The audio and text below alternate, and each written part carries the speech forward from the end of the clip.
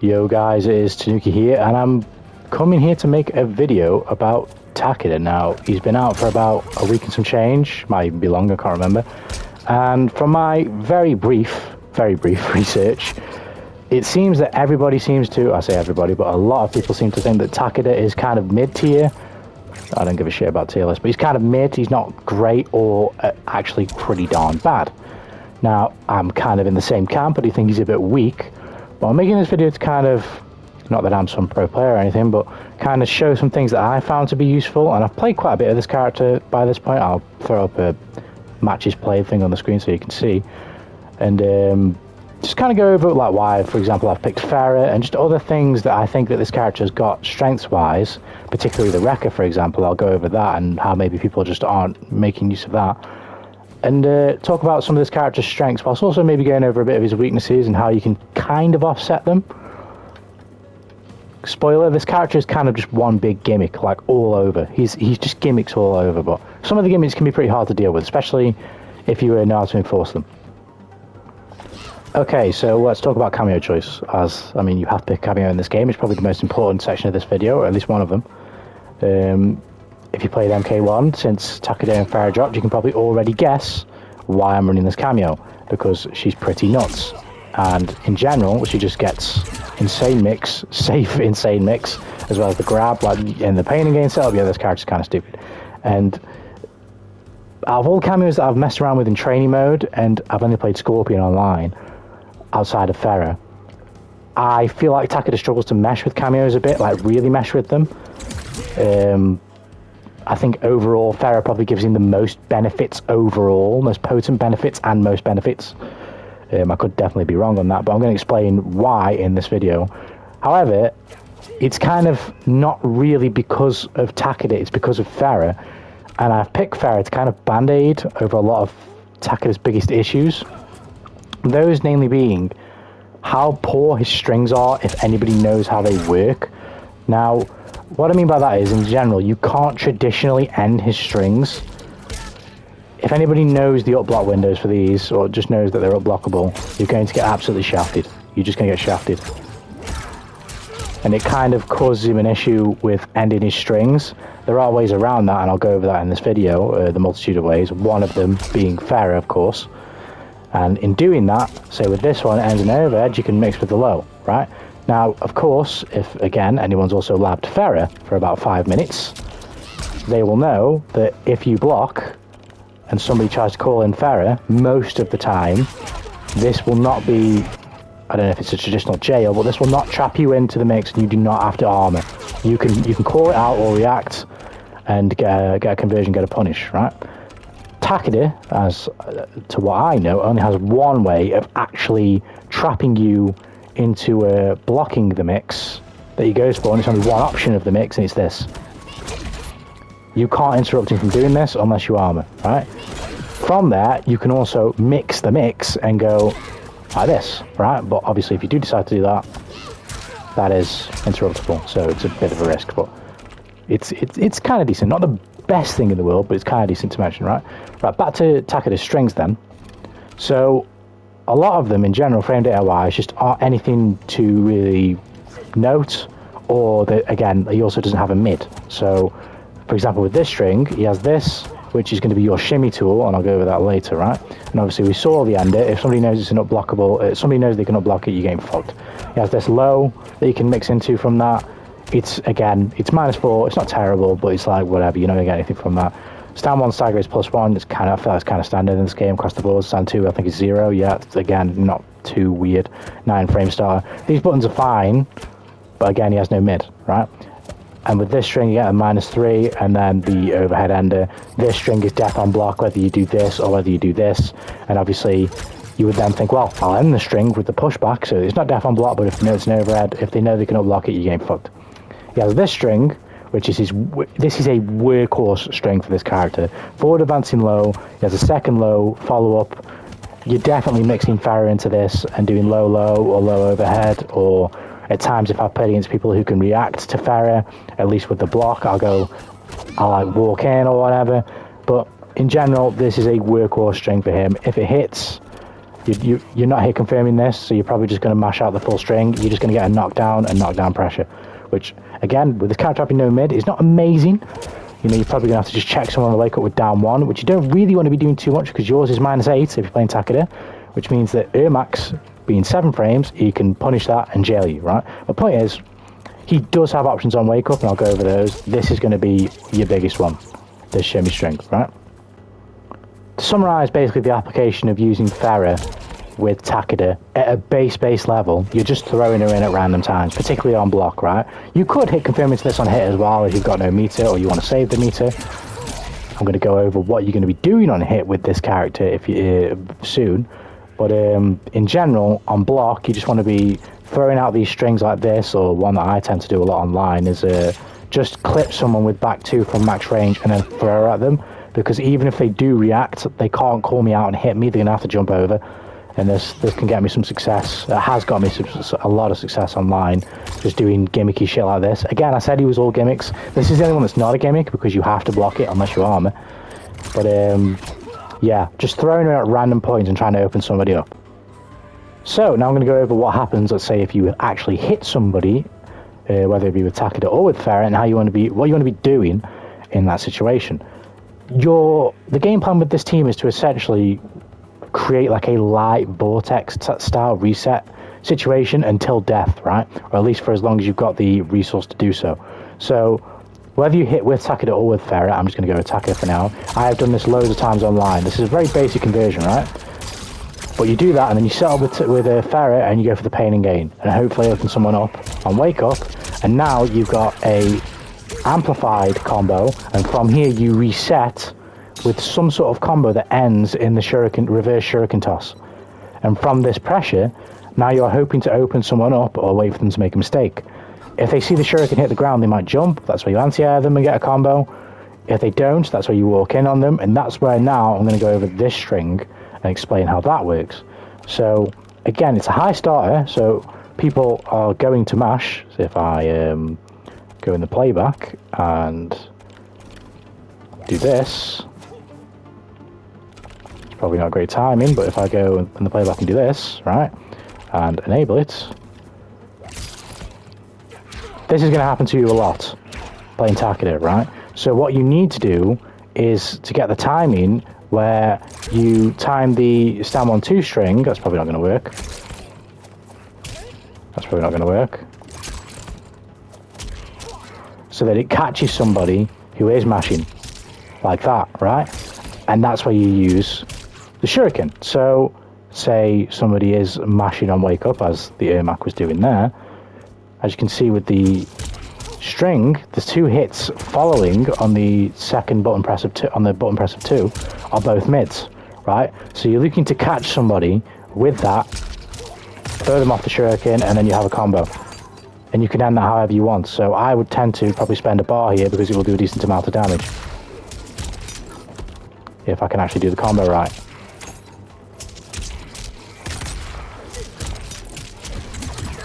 Something like this, and then set up again. Pain and gain, go again, and then combo again. I've got them in the corner.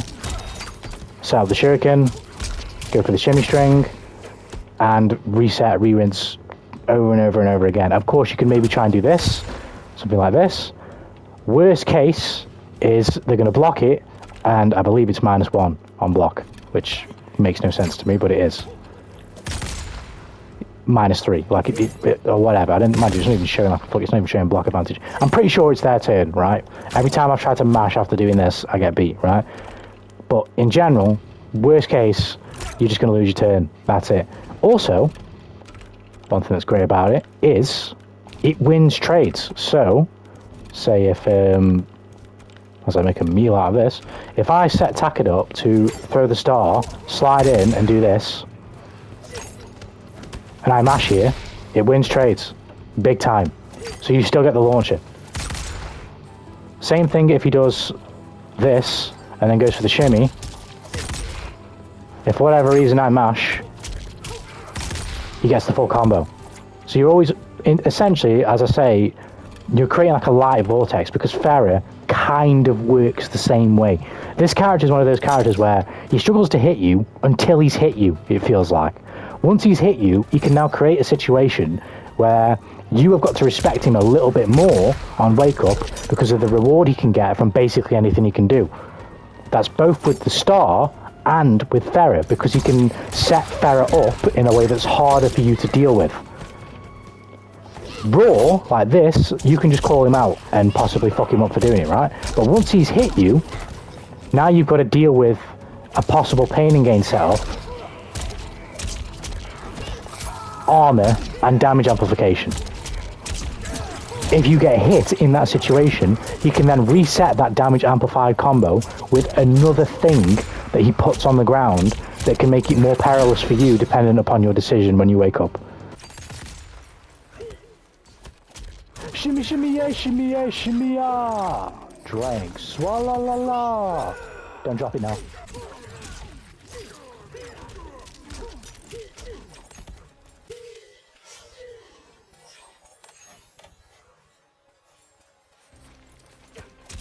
Shimmy, shimmy, yeah, shimmy, yeah, shimmy, yeah.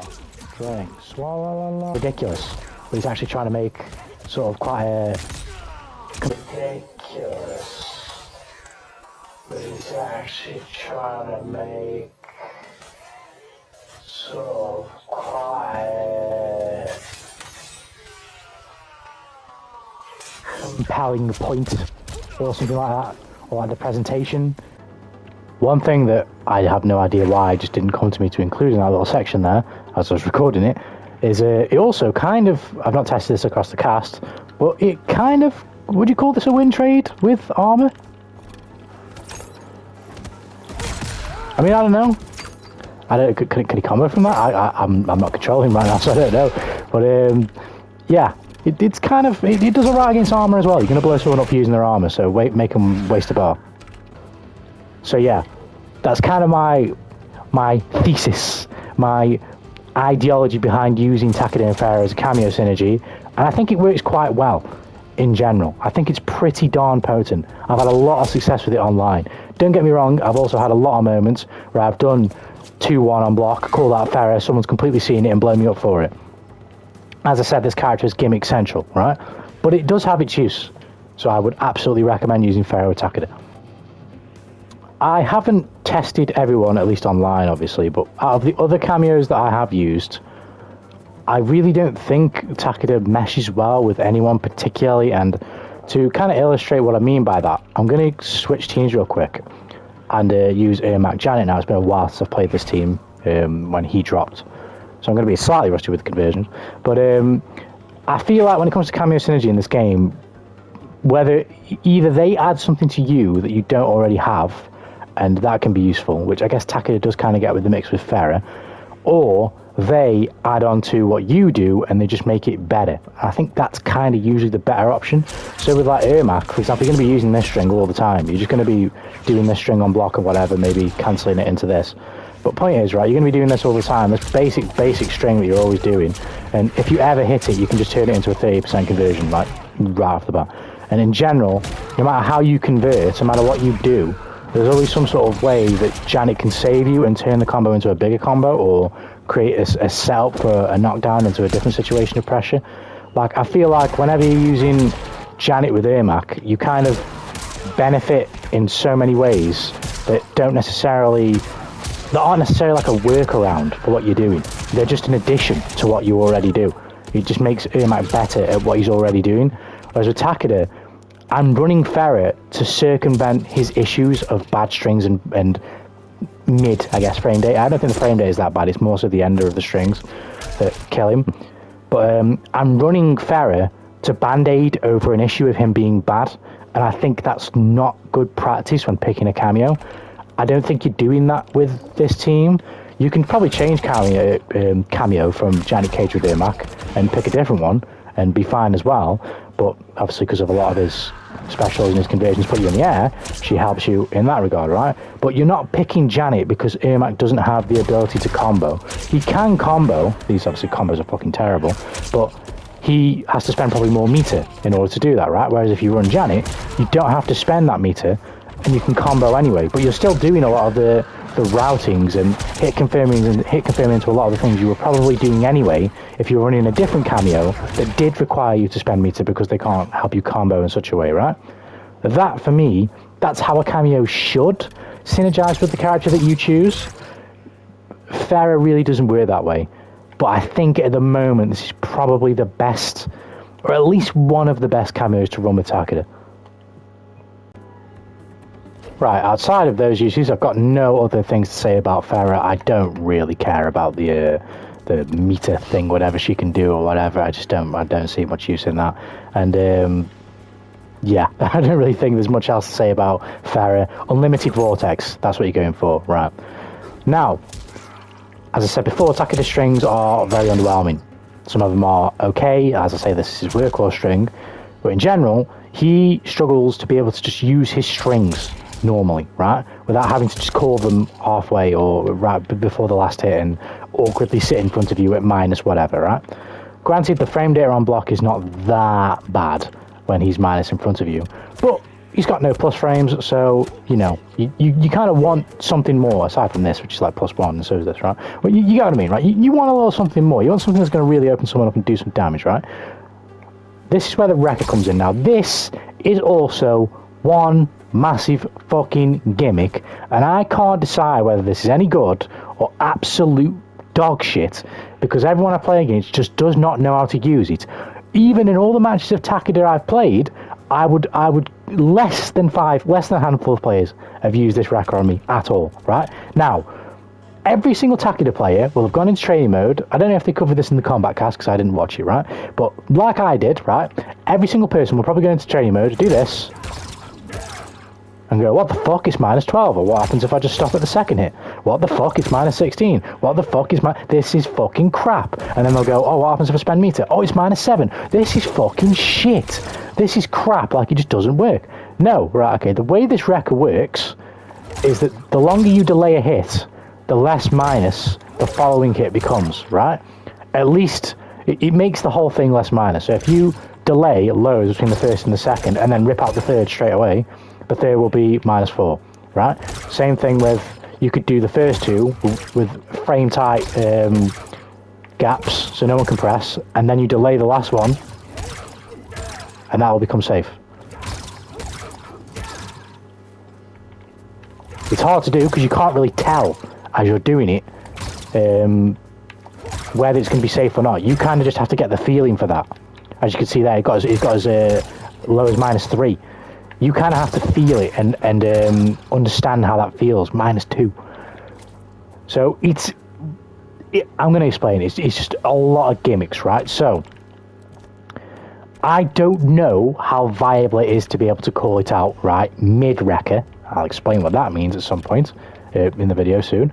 But let's say a Takeda player does this, right? Let's say he just goes classic 1-2 string into the Rekka. Yeah. If he doesn't leave any gaps, you can just armor him anyway. So if you're running a team like Ermac Janet, he's fucked for even trying the Rekka. So that it feels like there are some teams, like say Kung Lao Goro as well, where if he goes for this, he's fucked, right? Also, the final hit has enough of a gap regardless, no matter what you do. So if somebody's just like impatient and is like, I don't want to block, I don't want a free, what is it at the end, -12 punch, where the fuck it is. I just want to hit you whilst you're in the air because I want to. They can do that as well because the gap is too big, even if you try and do it with precise timing, and just rip it out straight away, right? It's just gimmicks all over. But point one, if you're playing against a team that has got a good armored reversal, and at any point when they call it, they can get about 30% or whatever, you cannot use this move. You are just categorically barred from using this move because you'll get fucked, right? Now, ignoring that, the move in application, you're supposed to be delaying, right? And because you use the delay, sometimes you can get away with just doing the first one on block and not following up. This is how the move works on delay. So if you delay it a bit, you make the timing ambiguous between when the first one's going to hit and the second one's going to hit, and you're hoping to catch somebody pressing.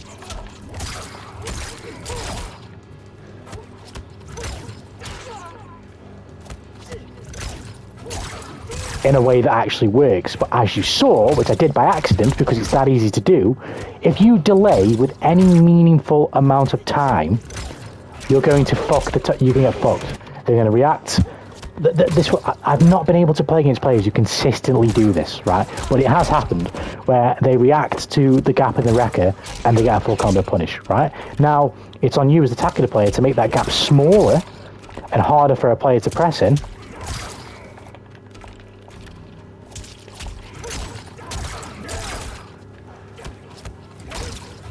But even there, as I try to make an effort to fucking do that, it's fucking hard to do, right?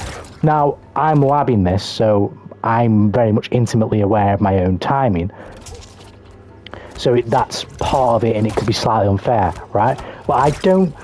My rationale I've been talking about on the streams when I've been doing this is, even, like, let's say we just don't include that context, I don't think this is particularly hard to see.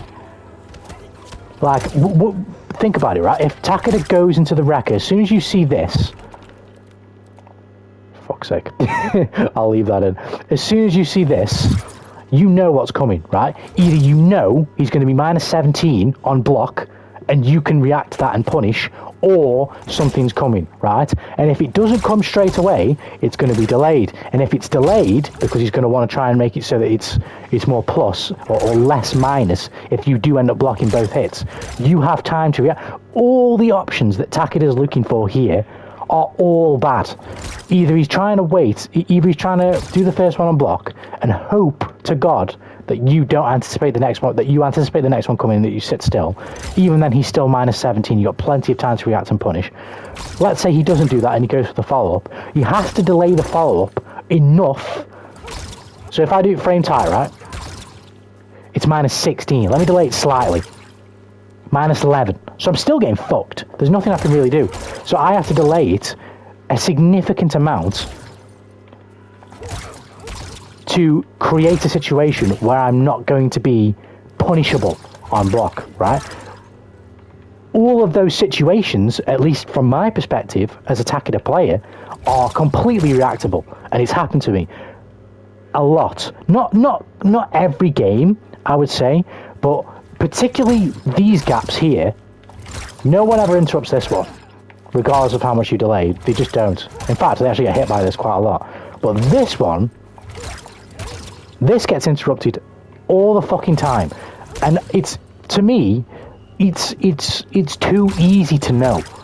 Like, if you're running like a Kameo where you can like ambush like Sector or whatever and call in the rockets whilst you're doing it, then I guess you can cover yourself, right? But again, you're covering a band-aid. You're band-aiding an issue, which you shouldn't be doing when you're picking a Kameo, in my opinion, unless it's like extremely good and potent and worth covering. But essentially what I'm trying to illustrate is everything that Takeda is trying to do here is easy to deal with. It's not hard to see or deal with, and he just gets punished for doing it. On top of all of that, right, I'm advocating that you use it because you need the variation in your strings. You can't just not end your strings and do nothing, right? Or just call Farah, as I have Darius in right now, or just call Farah, because people will start reacting to that and it'll just become too one-dimensional, right? You have to have some sort of variation, so you've got to rely on this, really. And it's not terrible. I can't tell. Honestly, I can't tell. But from what I've used thus far, just going off, even though I think players just don't know how to deal with it, it's usable. You've just got to accept the fact that it's not great and it may get you fucking killed. But it does help in some situations. Like, I've even done things like this to get in and just try and get them blocking the Rekka, and then hope to God I can delay enough and get away with it, right? And see, I've switched stage, as I've also forgotten another thing that I could have included, but this is about the Rekka. Another completely fucking gimmicky thing.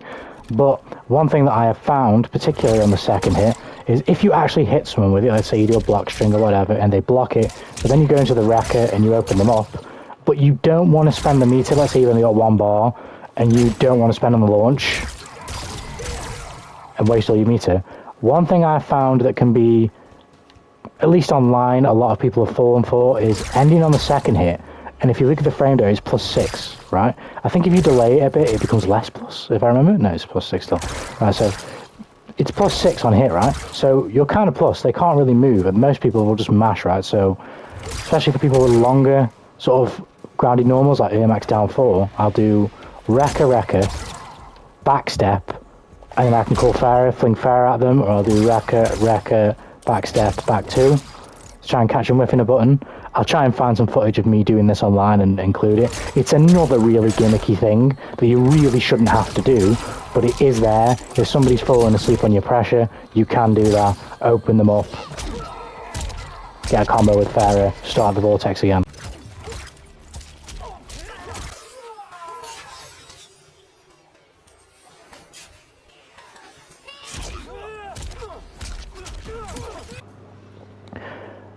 Now, this part is what makes me think, maybe you just want to say it's fucking shit, right? As you've probably seen as the descriptions of what the move is far on the screen, it's a high starter. To my knowledge, this character has zero way of blocking you, of trapping you. Are you just not going to do it, Takeda? Of making you block the Rekka. At all. So if he does this, you can neutral duck it.